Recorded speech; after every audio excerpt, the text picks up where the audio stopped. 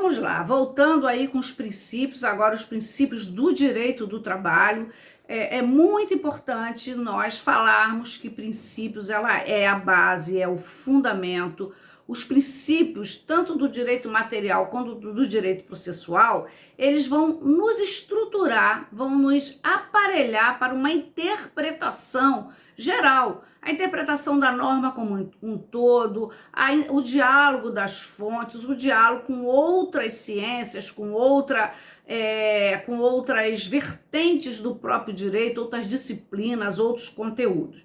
Bom, mas, professora Benizete, princípio é uma coisa assim, a gente já estudou isso lá atrás, temos que estudar de novo. Olha, não importa se nós somos advogados experimentados, se nós somos estudantes, se estamos no início, se estamos reciclando, se somos operadores do direito de um modo geral, o que importa é que a gente precisa sempre recordar ou estudar a principiologia daquela matéria, daquele conteúdo que a gente se propõe a trabalhar, a entender. E eu brinco assim dizendo o seguinte, mas como eu vou entender princípios? Vamos imaginar, né, um edifício. Vamos imaginar um edifício. O edifício, ele para ser erigido, para ele ser levantado, ele precisa de ter uma base. Essa base, que é o alicerce, que se faz a partir da fundação, ela vai definir se esse edifício vai poder se construir em 4, 5, 10 andares, se ele vai poder ter pilares, se ele vai poder ter paredes em todos os lugares, se ele vai precisar ter colunas. Então é esse princípio aí que vai dar exatamente a ideia de como esse edifício vai se estruturar. E aí tem mais. Quando nós precisamos fazer uma obra, uma reforma, a gente não mexe nessa estrutura. A gente não mexe nesse início, nessa base, porque essa base ela é estudada a partir de determinados fatos, no direito, os fatos sociais, no prédio, a partir do local, se é um terreno arenoso, se é um terreno firme, se é rochoso, como que esse edifício ele pode se estruturar. Mas a gente pode reformar a parede, a gente pode trocar os azulejos, né, o revestimento, a gente pode pintar, às vezes se pode mudar a janela de lugar, nem sempre pode. Então eu costumo trabalhar essa ideia inicial de princípio, porque no direito do trabalho, que é a nossa aula de hoje, princípios no direito do trabalho, vai nos dar a ideia de que por que o direito do trabalho ele tem um viés tão protetivo. Por que o direito do trabalho ele sofre aí uma crítica ainda daqueles defensores das ondas flexibilizantes, os defensores da ideia de que mas o empregado não precisa de tanta proteção. E aí eu fico pensando o seguinte, se a gente não tem uma norma trabalhista ainda eivada de princípios protetores, né? Porque ela se erigiu, a norma trabalhista, ela se constituiu, ela se erigiu a partir daqueles fatos sociais, sobretudo a exploração da mão de obra que passa a surgir na Revolução Industrial, né? Quando as famílias, os trabalhadores, eles começam a ir para os grandes centros, principalmente na Europa também, no Brasil, Inglaterra, Londres, né? As capitais, Londres, Paris, Roma, e também no Brasil, o que acontece? Nas capitais, São Paulo, Rio de Janeiro, e essa mão de obra sempre foi muito explorada. O empregador pagava o que quisesse pagar, as jornadas eram a quantidade que tivesse que trabalhar. Hoje mesmo eu fiz um post sobre o Dia Internacional da Mulher e eu fui dar uma pesquisada lá na história. E vi, tá lá, vocês podem assistir lá no BRM Curso Jurídico. Se não saiu hoje, vai sair amanhã, mas hoje já saiu. A semana inteira só vai sair informações sobre direitos da mulher, e também informações sobre essa história aí da mulher. Mas nessa pesquisa que eu fiz para fazer esses 3 posts sobre os direitos da mulher, que vem avançando cada dia mais, eu fui encontrar no estudo da história, inclusive de um autor que eu gosto muito, que é o Jorge Luiz Sotomayor, de que o trabalho da mulher na Revolução Industrial, gente, olha isso, era um trabalho mais solicitado.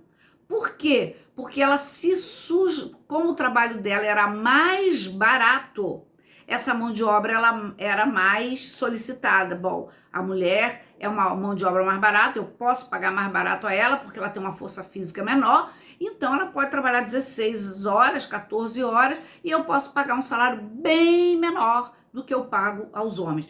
Isso para as mulheres de qualquer idade e também, gente, pasmem, para criança de 6 anos, de 8 anos. Ó, vocês que têm filho aí, fique atento. Uma criança de 6 anos já trabalhava. E se vocês jogarem aí na internet, no Google, nas ferramentas de pesquisa, vocês vão achar ainda vídeos de crianças trabalhando. Essa boa noite para quem está chegando agora, quem está assistindo pelo meio, mas que pode rever. Essa ideia, gente, é que fez com que essa principiologia do direito do trabalho fosse uma principiologia de proteção a partir desses fatos sociais, a partir dessa exploração. Vejam, eu contei só uma pontinha do iceberg, eu falei só do trabalho da mulher, porque nós estamos aí no mês da comemoração do Dia Internacional da Mulher. Então, como eu estava fazendo algumas pesquisas, me lembrei disso que a gente sempre estuda e a gente vai estudar isso numa aula própria dos direitos da mulher, e eu me deparei que eu já não me lembrava de que a mão de obra feminina era mais solicitada, porque era bem mais baixa. O empregador dizia, eu só pago isso. Aí as mulheres, para fazer face às despesas da família, gente, a esse tempo não existia televisão. Então as famílias eram numerosas, vocês imaginem, dar comida a 10, 15, tinha mulher que tinha 15 filhos, 10 filhos, né, 11 filhos, a minha avó mesmo, as minhas duas avós, materna e paterna, tiveram 11 filhos cada uma. Não combinaram, né, mas tiveram. Muito bem, então o princípio é isso, o princípio do direito do trabalho, que é a nossa parte primeira da aula de hoje, ela vai se assentar exatamente nessa ideia da necessidade de se proteger o trabalhador. E aí vem as legislações que nascem a partir das lutas da Revolução Industrial, chega no Brasil em 1920, 1930 para algumas categorias, né? São Paulo, Rio de Janeiro, e em 1943, com a CLT, dá o pontapé inicial da garantia de todos os direitos. A Constituição Federal também de 1988, sobretudo no artigo 7º, traz um leque, um rol de sistema de direitos protetores. Vejam que ali no artigo 7º, parágrafo único, equipara aqueles direitos ao trabalhador doméstico que também não tinha, rural e doméstico. No caput do artigo 7º já diz assim, são direitos dos trabalhadores rurais e urbanos, ali já equipara o trabalhador rural ao trabalhador urbano, que não tinha essa equiparação, era diferente, os direitos eram menores. E no parágrafo único desse artigo 7º diz assim, equipara-se, são direitos dos trabalhadores domésticos, direitos acima tal. Claro que o direito do trabalhador doméstico ele foi avançando, ele foi evoluindo em 2006, em 2002 e foi chegando a algumas garantias, mas somente em 2013, se não me engano, a trabalhadora doméstica passou a ter direito, por exemplo, às horas extraordinárias, a estabilidade da gestante também, recentemente, se não me engano, 2006. E isso, gente, é que forja, é que dá o start dos princípios. E o direito do trabalho, ele tem uma natureza jurídica, o contrato de trabalho, ele tem uma natureza jurídica de direito privado. As partes podem pactuar entre si, mas não pode tudo, porque há uma gerência muito forte das normas de ordem pública. Por exemplo, o empregado não pode abrir mão de assinar a carteira de trabalho dele. Ah, mas eu estou recebendo seguro-desemprego e não quero assinar minha carteira. Não pode. Ah, não quero tirar férias. Não pode. Ah, eu queria renunciar ao direito ao aviso prévio. É um direito irrenunciável. Por que isso? Porque o direito do trabalho, ele tem, dentre os princípios que nós vamos fazer uma análise agora, ele tem o princípio protetor. O princípio que protege o trabalhador, porque senão essa vontade do trabalhador, por óbvio, estaria viciada. Qual o empregado, minha gente, que quer abrir mão de salário? Alguém? Vocês aí? Alguém abre mão de salário? Alguém abre mão de férias? Só se for para, entre aspas, vender, que a gente vai ver que férias não se vende, né? Mas se compra. Não se vende, mas se compra. Então, se tem alguém que compra, tem alguém que vende. Na prática, se vende e se compra. Mas quem que quer abrir mão do direito dos feriados, de receber horas extraordinárias? É óbvio que se nós não tivéssemos uma legislação protetora, erigida a partir de princípios aí fundamentais, vocês podem ter certeza que o empregador, nem todos, muitos empregadores sérios, mas imagina isso, gente, na década de 40, de 50, de 60, de 70, hoje a gente já tem, com a Constituição Federal, bastante protetora, trazendo aí o princípio da dignidade da pessoa humana e outros princípios, né? A valorização do trabalho humano, as melhorias das condições do trabalhador, no caput do artigo 7º, que, se não observado, se assim muito vilipendiado, determina uma ação de reparação até por dano moral e quiçá coletivo. Então hoje assim os empregadores, as grandes empresas já não fazem isso porque estão muito atentas, né, a essas melhorias das condições de trabalho. Mas vejam vocês,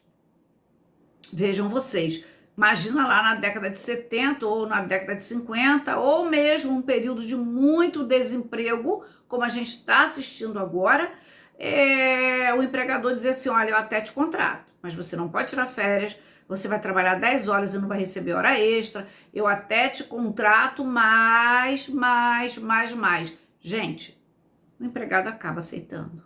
É a famosa adesão às condições estabelecidas pelo empregador. Por isso, a norma trabalhista, nós vamos ver isso em todos nós vamos encontrar isso em todos os conteúdos, quando se fala de jornada de trabalho, quando se fala de alteração do contrato. A propósito, nós temos esse curso de graça, 10 videoaulas sobre alteração do contrato a partir das normativas aí da pandemia, lá no BRM Curso Jurídico. E a gente vai ver que os princípios, eles estão espalhados assim, influenciando todas esses artigos e essas legislações protetivas. O princípio do direito do trabalho, como qualquer princípio, está lá no artigo 4º, né, da antiga lei de introdução ao Código Civil, hoje, né, lei brasileira, antiga introdução ao Código de Processo Civil. Eu ainda estou muito acostumada a falar antiga introdução, né, uma lei de normas, diretrizes do direito brasileiro, fala que os princípios, são fonte subsidiária do direito. E no direito do trabalho eles servem muito para alicerçar esse conjunto de normas.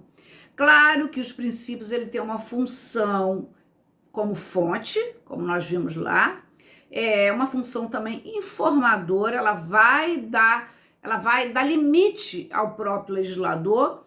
Nós temos aí, a partir de 2017, a chamada reforma trabalhista, que eu chamo de DEFORMA, a Lei 13.467 de 2017, ela, se pudesse, os legisladores dessa Lei 13.467, que ela é uma cartilha da FEBRABAN, teria flexibilizado muito mais as normas. Mas, de qualquer forma, já trouxe aí um pouco de flexibilização, mas não pôde muito, porque os princípios, de certa forma, dão limites a normativas para uma certa ciência jurídica que possa vir.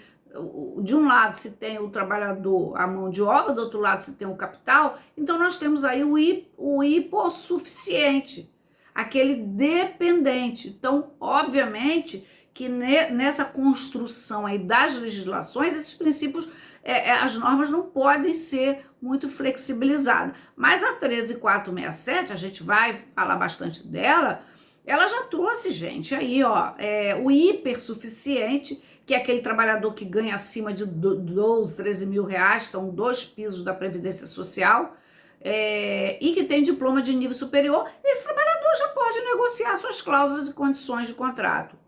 Nós escrevemos um artigo sobre isso, vai sair sobre um capítulo de um livro, e isso aí, gente, por si só, já é uma flexibilização, ou seja, esse tipo de trabalhador considerado hipersuficiente, ele já sofreu uma desproteção nessa legislação, que para o legislador é assim, esse trabalhador tem condições de negociar com o seu patrão, ele mesmo tem condições de dar o tom aí das cláusulas contratuais.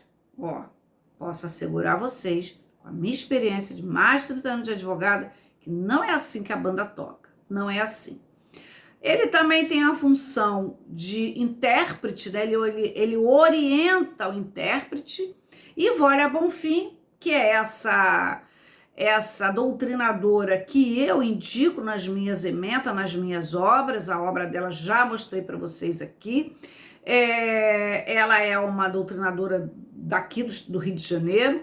Ela diz o seguinte, a função é informadora, interpretadora, diretiva, unificadora e normativa. Está subdividida em supletiva e autônoma. Na verdade, os princípios são fontes materiais, porque inspiradores, informadores, integrativos. Existem aqueles princípios gerais do direito que estão ali no Código Civil, né? Somente na antiga lei de introdução ao Código Civil, que hoje no Código de 2002, que servem para o direito do trabalho, obviamente, não é porque é um direito especial, não é porque o direito do trabalho ele tem essa função protetiva, que alguns princípios, como, por exemplo, o princípio da igualdade perante a lei e não alegação de ignorância, ele informa o direito do trabalho. Por exemplo, está lá no artigo 3º da antiga lei de introdução ao Código Civil brasileiro. Eu gosto muito de usar essa expressão ainda. E diz assim, vamos imaginar que o empregador diz assim, eu não assinei a carteira porque eu não sabia. Eu não conheci o Código Penal, então eu pude cometer aquele ilícito, eu pude cometer o assédio sexual. A revista íntima na mulher, eu não sabia dessa lei. Então, a gente tem aí como uma norma geral e inspiradora de todas as ciências jurídicas, dizendo a não alegação do desconhecimento da lei. Igualdade perante a lei, óbvio, todos somos iguais perante a lei. A função social do direito. O direito, ele tem uma função social. Essa função social, ela é importantíssima, muito com uma importância muito grande, minha gente, no direito do trabalho. Também é um princípio que quem pode o mais, pode o menos. A excepção no adplay de contrato, né? Eu não vou cumprir a minha cláusula do contrato porque o outro não cumpriu. Isso aqui, minha gente, no direito do trabalho, a gente vai encontrar isso às vezes o empregado, que a gente atende, diz assim, olha, eu vou parar de trabalhar, porque ele não está me pagando. Nesse ponto ele até tem razão, porque existe uma possibilidade, quando o empregado não está recebendo salário, ele deixar o trabalho e postular a chamada rescisão indireta do contrato de emprego dele. Mas o que ele não pode fazer é assim, o empregador atrasou meu salário, então também hoje vou faltar.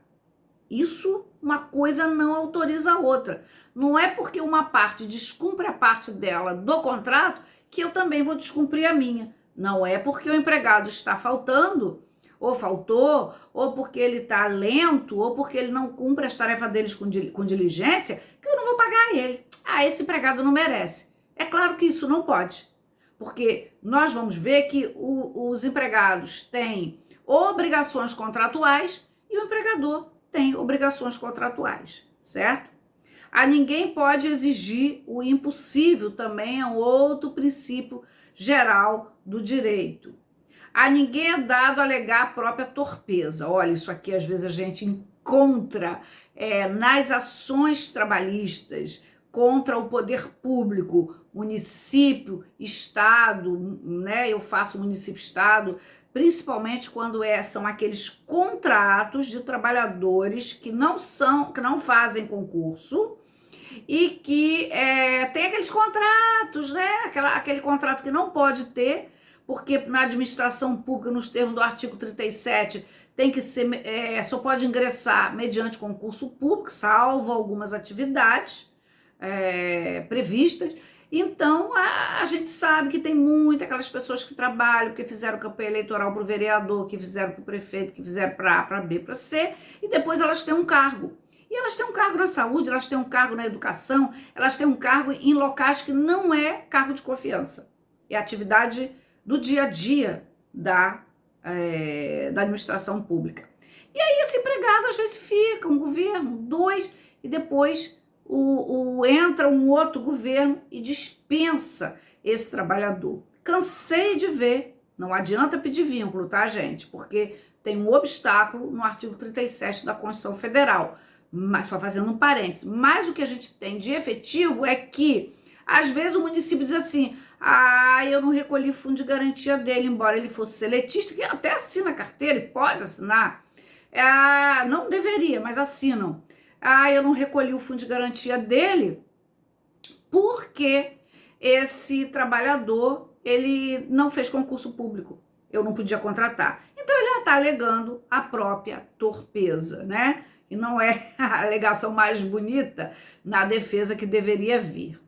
A ninguém é dado enriquecer-se com dano alheio. É óbvio que se o empregado recebeu salários, ele vai postular salário, ou se ele recebeu parte do salário e ele vai postular o salário inteiro, obviamente que o juiz vai mandar deduzir aquela parte que já foi paga, assim como a hora extra, assim como adicionais outros. O que ele recebeu, ainda que a empresa não tenha recibo, né, se ele admitir que recebeu, é enriquecimento ilícito. Então, o juiz pode, numa decisão, determinar que ele abata, que ele deduza esses valores. Às vezes, gente, é muito comum, e aí fica a dica, né? A advocacia ética, ela jamais faz aquilo que a gente fala, joga o barro na parede para ver se cola. Vamos pedir isso. Vai que a empresa é revel. Isso é muito feio, isso não se faz. Nós temos um código de ética, nós temos o estatuto da OAB, a nossa profissão, ela às vezes já é tão assim desrespeitada que eu acho que a gente não pode cometer essa falha, essa falta de caráter, de não trabalhar com decência. Então, mas a gente vê no dia a dia da advocacia muita coisa que às vezes não é o empregado que vai pedir, é a empresa, é a defesa, é o advogado que enxerta. Gente, mas aí também tem uma coisa, são dicas aí que a gente vai dando no meio das nossas aulas, né? É claro que o empregado às vezes ele não sabe todos os direitos, às vezes ele vai entrar no escritório de vocês e pedir assim: eu queria vir aqui porque eu não recebi minha rescisão, fui dispensado, etc e tal. O advogado, ele faz uma entrevista detalhada, faz uma anamnese, examina os recibos, examina os contra-cheques, aí pergunta tudo, qual é o seu horário de trabalho, isso, você trabalhava 40 minutos a mais, você recebia essas horas? Não, nunca recebi, como que era seu ponto, como é que não era? Aí é diferente, e a gente fornece essa informação para o nosso cliente: olha, pelo que eu estou vendo aqui, você tem 40 minutos a mais de hora extra. Você vai querer pedir? Não, eu quero, doutor, eu não sabia, porque eu não entendi, etc, etc e tal. E por aí afora. Por aí a gente vai fazendo. Por isso, gente, que eu costumo dizer, quem tem que fazer a entrevista do cliente não é a secretária. A secretária, ela faz aquela parte inicial de cabeçalho, endereço, número de carteira de trabalho, carteira de identidade, nome da mãe, e-mail, etc, etc e tal, qual é a empresa, junta documento. A entrevista mesmo, extrair as informações, é o advogado que tem a técnica. E esses princípios nos ajudam também a ter essa compreensão maior. Então, ninguém é dado a enriquecer-se com o dano alheio, mas aí isso não vale para o advogado, porque vai deduzir do direito do empregado, da inicial, não apenas sem lei anterior que defina, isso aí aplica-se muito ao direito penal, mas a gente traz esse princípio geral do direito aí para o direito do trabalho, quando a gente fala nos atos motivadores da pena máxima, ou seja, a justa causa profissional. O que o empregado faz que é motivo para justa causa, previsto lá no artigo 482 da CLT, 158, parágrafo único também, que é o uso de EPI, e algumas outras dispositivos esparsos, mas o forte mesmo está no artigo 482 da CLT, são as práticas do empregado. Qual é a discussão? Então, se não tiver previsto no 482, no artigo 158, parágrafo único, e alguns outros dispositivos, em alguma outra legislação, significa dizer que isso eu não posso punir o empregado? Bom, aí é uma questão interpretativa. Por exemplo, lá não está previsto que a utilização das redes sociais, botei até lá no Instagram, não sei se foi no Instagram ou no Facebook, fizemos uma mesa redonda semana retrasada sobre isso, as redes sociais. Nem sei se foi semana passada ou retrasada, mas fizemos, está lá. Foi feito pela ABRAT, Associação Brasileira de Advogado Trabalhista. Foi feito esse debate. Bom, aquele rol, então, é taxativo ou ele é ampliativo? Bom, claro que eu entendo que não, mesmo porque é uma coisa mais moderna, né? A utilização de redes sociais, de equipamentos eletrônicos, e como o regimento interno da empresa é uma fonte formal de direitos e deveres, nada melhor do que inserir ali para evitar essa análise aí, se não há lei anterior que defina. E o outro princípio, por fim, princípio geral, eu não adentrei ainda nos princípios específicos do direito do trabalho, mas vamos adentrar já mesmo no outro bloco, é a boa-fé e a lealdade contratual. Minha gente, vocês não têm ideia de que essa lealdade da boa-fé é muito importante. Por quê? Eu vou dar dois exemplos. A benefício do trabalhador. O trabalhador, ele entra dia 1º para trabalhar, aí trabalha todos os dias, na certeza que 35 dias, 37, 38 dias depois, ele vai receber aquele salário do mês. Ele já faz conta, ele já vai assumindo os compromissos dele, né, pessoais, familiares, etc, tal, porque ele tem certeza que no 5º dia útil do mês subsequente, aqueles dias efetivamente que ele trabalhou, que ele vendeu a força de trabalho dele, vão ser pagas. E o empregador não pagar, né? Ele, quando ele contratou e foi todos os dias trabalhar com diligência, com boa fé, ele também esperava a boa fé recíproca. Do lado contrário, obrigações recíprocas e sinalagmática, que esse empregador pagasse também o salário. E se ele não receber? Olha aí, né? Cabe às duas partes a boa fé. Também, de um outro lado, o empregador espera que o empregado tenha boa fé na lida, no comprometimento do equipamento, do atendimento a cliente, no sigilo profissional, na guarda das informações e dados da empresa. Mas se esse empregado, ele entra lá, assim, tipo filme americano, né? Lá, até assisti um filme agora muito legal, é uma série, e eu gosto muito desse autor, eu não vou lembrar agora, é o nome de um investigador, vocês vão lembrar e vão me dizer. E ele entra como faxineiro, assim, mas na verdade ele é um grande ladrão de luxo. É Lupe? acho que é Lupe, o nome dessa série da Netflix, maravilhosa. E ele entra como faxineiro, ele entra ali sem boa-fé contratual, ele entra para furtar um grande colar lá da rainha, do rei. Ele já teve a primeira temporada, 6 capítulos só, muito interessante. Eu acho que o nome é Lupe. E aí é muito legal. Quer dizer, o empregado tem que entrar para cuidar. Esse trabalhador, ele era um faxineiro, ele não era nem um vigia, mas ele tinha que cuidar, esse personagem aí, para cuidar desse patrimônio. Então, com isso, nós encerramos esse primeiro ponto aí, esse primeiro módulo, que é relacionado aos princípios, a parte geral dos princípios que regem o direito do trabalho, e nós vimos aí os princípios gerais do direito, inclusive previsto no Código Civil e alguns na Constituição Federal. Ok, gente? Então, já voltamos aí com essa parte aí dos princípios gerais do direito do trabalho.